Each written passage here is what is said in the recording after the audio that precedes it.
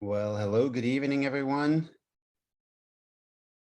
I hope you can hear me all right.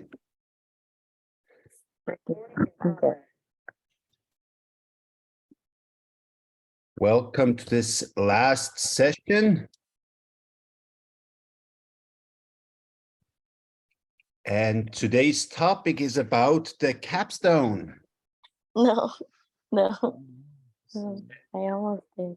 And before we get started, is there any urgent questions? Or any comments? All right. So let me share a little bit of my screen here with you guys. And as I do this, the capstone is really about knowing which tool you're going to use, right? Imagine, right? You have learned multiple different strategies and technical statistical analyses, right? Now it's the time to know which tool do I use when, right? So we won't go into the details of actually, for example, doing a t-test or doing a chi-square or doing an ANOVA, right? We're just looking at which one would you use, right? That's the question that we have. And as a little tip, right, what you really can think about is first, what scale is a dependent variable on? And to simplify, you could really think about, is it nominal and ordinal, or is it interval and ratio, right? Can I calculate averages? For example, can I calculate means, right? As soon as you can calculate means, right, you know we are looking at interval data, right? And then you have certain options. The other one is as soon as you look at nominal, you only have certain options. And then the next question is, what kind of hypothesis do I have? Is it a hypothesis of difference?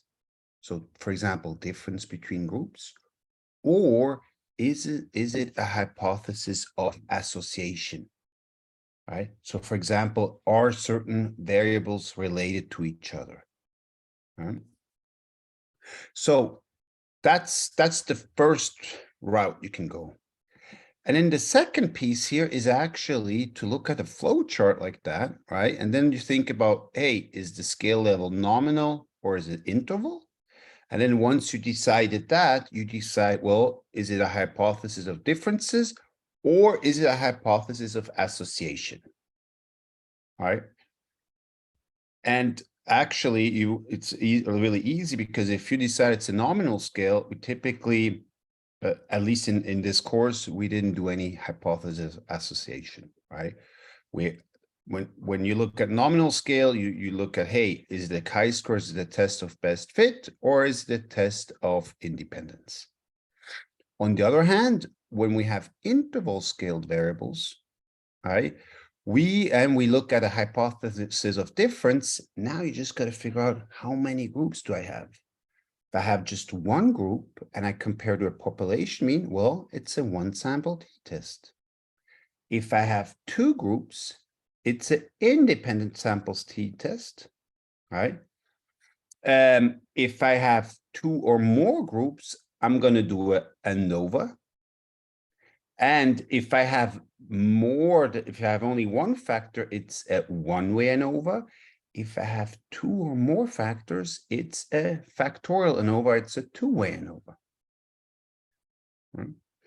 And then similarly, if you look over here, if you determined it's an interval or ratio scale, it's a hypothesis of association. Well, the first one is to look at the paired samples t-test. Again, this one is also looking at a difference, right? So it's because the samples are correlated, we classified it here in a hypothesis of association, but really it's also about looking at differences between two groups. And then we have the Pearson correlation with two or more paired variables, right? Are two variables correlated? Or then, and this was the latest course here, are we trying to predict something, right? And which will be a regression. If it's just one predictor, it's a simple regression. If there's more than one, multiple predictors, it's a multiple regression, right? So this is kind of the map here of the territory. And that's what we're gonna use as well to decide which tool do we use. Any questions about that? Okay, if not, well, I'll go through a few scenarios and just kind of point that out to you, and you'll see in the canvas that the questions are really broken down where you got to figure out. It's really step by step, right? So let's just go through this scenario here, right? We have a junior high school principal. He wants to test whether students' achievement, okay, in one subject is related to performance in other subjects. The principal selects a random sample of 200 students from her school and compares their standardized test achievement score in mathematics, reading, language arts, and science to determine whether there's a relationship between student scores in these 4 subjects. All right. And what you got to do when you read these scenarios is you got to cut through the noise, right? So fundamentally, what do we have, right? And let's go back over here. Which scale is our dependent variable on? Okay, what's the dependent variables? What are we interested in? She wants to know about standardized test scores in math, reading, language arts, and science. Okay, those are our variables. And she wants a relationship. All right, so that already gives us a hint, right? She is looking at associations, right? And just skipping ahead. Now let's backtrack. I'm going to ask you guys here in the room. Achievement tests. What is this? Is this interval scaled or is this nominal scale? Is a test score something that's continuous, kind of like a measure that's on a spectrum that you can calculate averages on? Or is it more like a nominal scale where you have different buckets of possibilities? Would it be nominal? Okay, why do you say nominal? Because you were talking, because means usually indicate intervals. Is that what you said earlier? And something calculate, like numbers to calculate. I don't believe there was any numbers to calculate in that one. Well, look, if you have your class. Oh, test. Okay, test scores. Yeah, think about, each of them has a test score on a continuous scale. Okay. Could you calculate, would it make sense to calculate average test score? Let's say you have like a percentile score or a point score.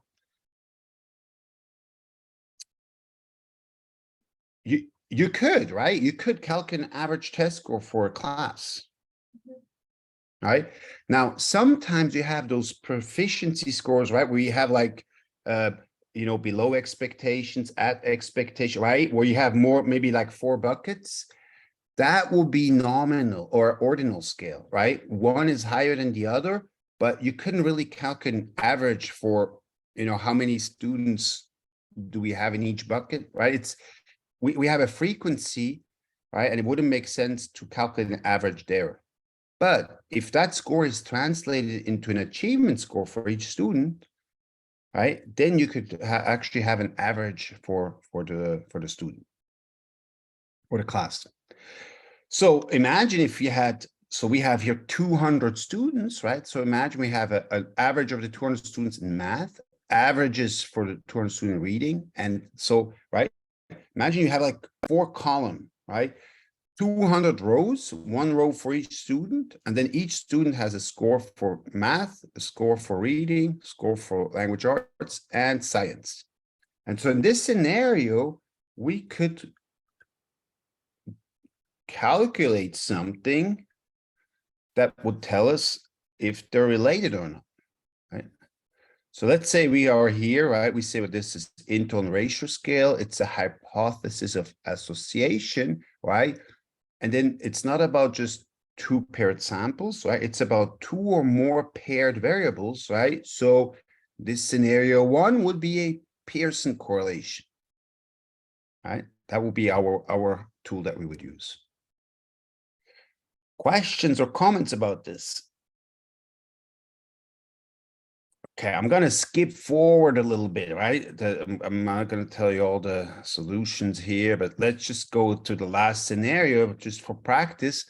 Scenario 14. Sixth grade teachers noticed that often when the students in his class talk about the television programs they had watched the evening before, the boys tend to discuss different programs from those discussed by girls. Okay, where's this going? To test whether there is a gender difference in the type of program watched by the children, the teacher asked all 75 sixth grade students in the school to list their favorite television program. The teacher classifies the television programs into 5 categories: action, drama, comedy, nature, and news. The teacher compares the program types viewed by boys and girls to determine any gender differences. All right, which one, let's go back here to our, what scale is the dependent variable on? So first of all, what is a dependent variable here, right? Well, you guys want to take a guess? Or what do you tell me? We're looking at boys and girls, and we're looking at television programs. Is it gender? Well, so now you can ask, right? Does the gender depend on the television program, or does the television program depend on the gender? What depends? Does gender depend on television, or does television depend on gender? Television depends on the gender. Exactly, right? The television, like the gender is kind of fixed, right? The television program depends on the gender. So television is the dependent variable, okay? And what I just did is typically when it's sometimes it's a little bit confusing. You don't really know, hey, which one is a dependent one. What I advise you is just make the sentence 2 times, right? Say television depends on gender, gender depends on television, and then think to yourself which one makes more sense, right? Sometimes you got to do both, and typically there's one that makes more sense. Sometimes there's the chicken and egg question that can happen, right? And then it's theory that informs it, right? But here typically you got a good answer and one that makes more sense. All right, so we know the dependent variable is the television program. Now we have 5 categories: action, drama, comedy, nature, news. What scale level is this dependent variable on? Well, is it nominal or is it interval? Is drama more than news or more than action or less than action? Would it be nominal because it's going by group? Exactly. Yeah, it's right. Different buckets, like different genres, right? So it's nominal, right? We have 5 categories, and now we're just counting how many boys and girls do we have in each of these categories. Exactly. Right. So if you think about it, we're here nominal. Are we looking at a difference? Right. We're looking at a actually we're looking at it. Let me go down here. We're nominal, we're looking at the difference, right? Now, do we have 1 or 2? We have 2, right? We have gender and we have the TV programs, right? So in a sense, we're looking at a difference between boys and girls, but it is also like a hypothesis of association, right? We want to look at it's a test of independence, right? We want to see, does the program depend on the gender, right? Depending on what if it's boys or girls, they might watch different stuff, right?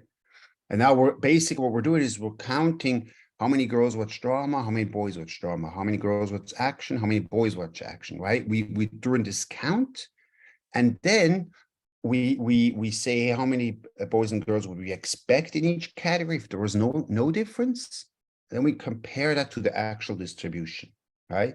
And if there is a significant difference between what we expect and what we actually find, then we conclude that there is a statistically significant difference in the chi-square, which would tell us that boys and girls watch different types of programs.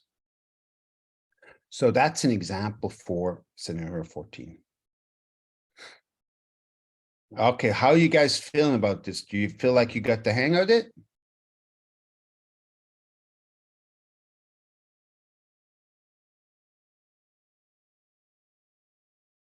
Should we do another one? Yeah, I think we should do another. All right, let's do one last one here. All right. So research has shown that students who learn keyboard in the first or second grade tend to write and type longer essays compared with students who type using the hunt and peck approach. Okay. Students in the primary grades in one school and district learn how to keyboard, while no formal instruction is given to the primary grade student in other school in the same district. All right, so we got students that learn how to keyboard, and then we got students that don't learn how to keyboard, right? So we got two groups, right? Just to kind of break it down.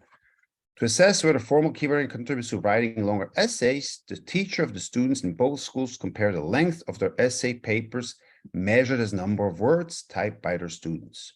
Okay. So they want to know if you'd have formal keyboarding if you type longer essays, right? So what's our dependent variable?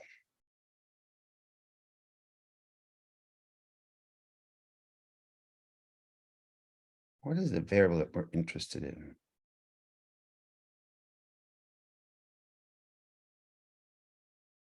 Who wants to take a guess?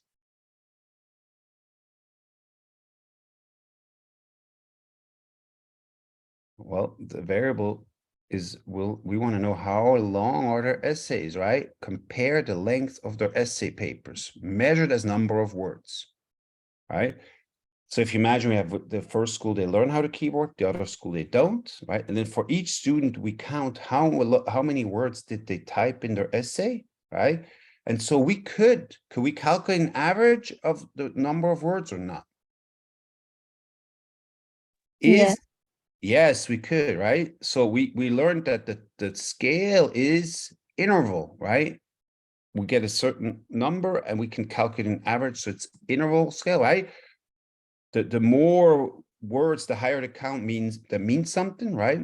Not just different buckets, but that's actually an average, right? So we know that it's interval. And now the question is, what are we interested in? We're looking at the difference, right? We're looking at one school versus the other one. So how many groups do we have? If you think about here, ratio scale, we have not just one sample, we have independent groups. How many do we have? We have two groups. We have two groups, right? And so if you have two groups, we can do a test for independent samples, so a t-test. All right, we can do the average in one school where they learned how to keyboard, and then an average in the other school where they didn't learn how to keyboard. Then we see, hey, do they type more or not? Right? And then we can statistically test that.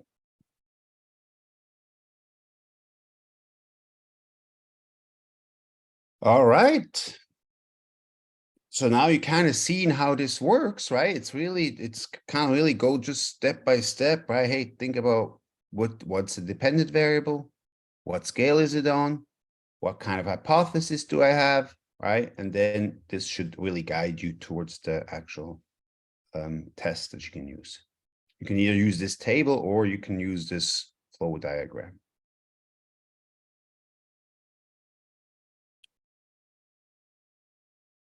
All right, any questions or comments?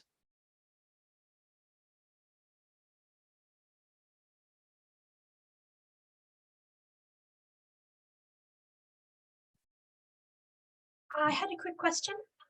Yes. Looking at the quiz, it says we can take it twice. I wasn't sure if that was the same as the test where we're only supposed to take it once. No, the final one you can take it twice. Okay, thank you. Yep. And thank you for asking that. I'm gonna send out a message to clarify this.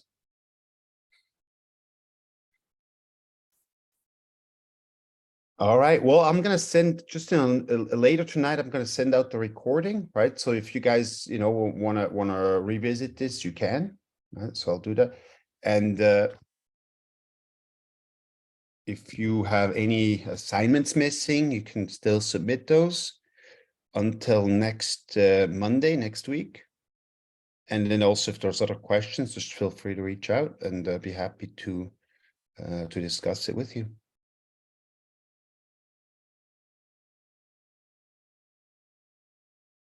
Any other questions or comments tonight? I had a question regarding one of the missing assignments. Yes.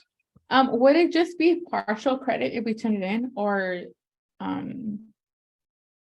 how would that work?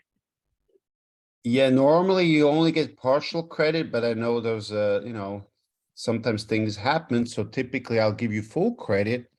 But that's based on, you know, let's assume you put all the answers in. Okay, thank you. Yeah.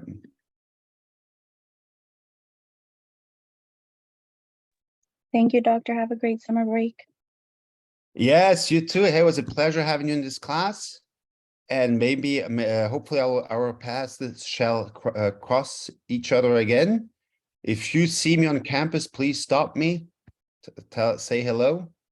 All right. Sometimes some of you I've seen regularly, others I haven't seen that much. So just, you know, wave me down and tell me that you were in my class. All right, see you around. All right. All right, you guys, thank you. Have a good evening, and we'll be in touch. Hi, thank you, Professor. Yeah, you're welcome. Thank you.